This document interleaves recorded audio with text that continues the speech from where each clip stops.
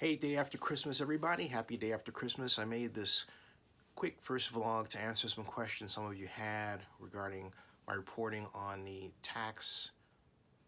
stadium hotel tax for Clark County as it applies to the Las Vegas Stadium for the Oakland Raiders and UNLV. Here goes.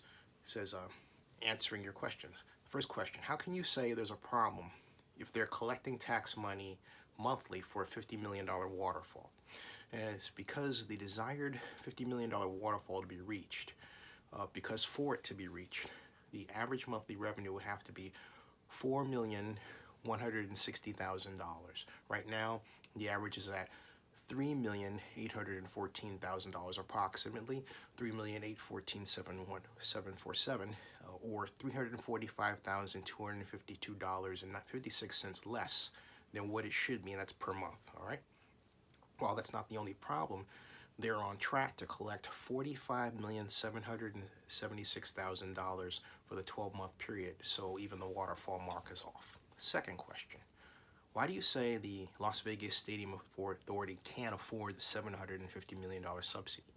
Because even if the LVSA were able to subtract $50 million for the waterfall for the bond issue, and then have a $700 million bond, at a 4% rate of interest for 30 years, and that's the life of the Raiders and UNLV lease for the stadium and the reported term of collection of the tax, the stadium tax, all right?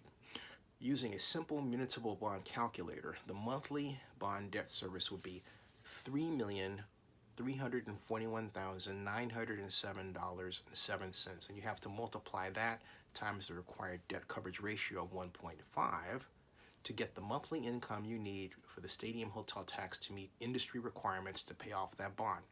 That equals a need for stadium tax revenue per month of $5,012,860, and that mark was reached only once in the short history of the collection of the stadium tax revenues, and that was March of 2017. That $1,198,113 per month is more. Okay, that's $1,198,113 per month more than the current monthly average Clark County stadium tax revenue of $3,814,747. In fact, it's also more than the $4.16 million average per month that's needed to achieve the $50 million waterfall threshold mark. Okay, and that begs the question, and the question is, why have a $50 million waterfall and not a larger waterfall, more to meet the bond average, right, in the first place? Okay, and that's another giant problem that points to Nevada politics, and I'm not done. Number 3 question. If the Las Vegas Stadium Authority can't afford the $750 million subsidy, how do we get to it? And that's because both Oakland Raiders owner Mark Davis and Sheldon Adelson said, hey, look, we're going to walk away if you don't do this. And so the stadium consultants did this. First of all, because the original model said, hey, look, we can afford a $550 million subsidy, 1% stadium tax, right? But the SNTIC elected officials didn't want a 1% stadium tax. They had it lowered first to 0.7%, and then it was increased to 88/100ths of 1%, but never at 1% over. I recommended it should be 1.4%, for example, okay?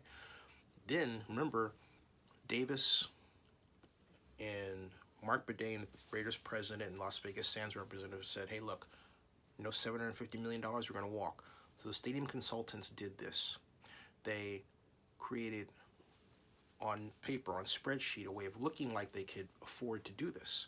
They used a 2% interest rate for the bond issue at 30 years. And then the chart shows that even after the 30-year collection period of the tax is done, they had 8 more years they were collecting the monies for the bond issue. But they never said where it was coming from, and it was never asked at the SNTIC hearings. It has to come from the Clark County General Fund. Okay? That's the problem. Stay tuned.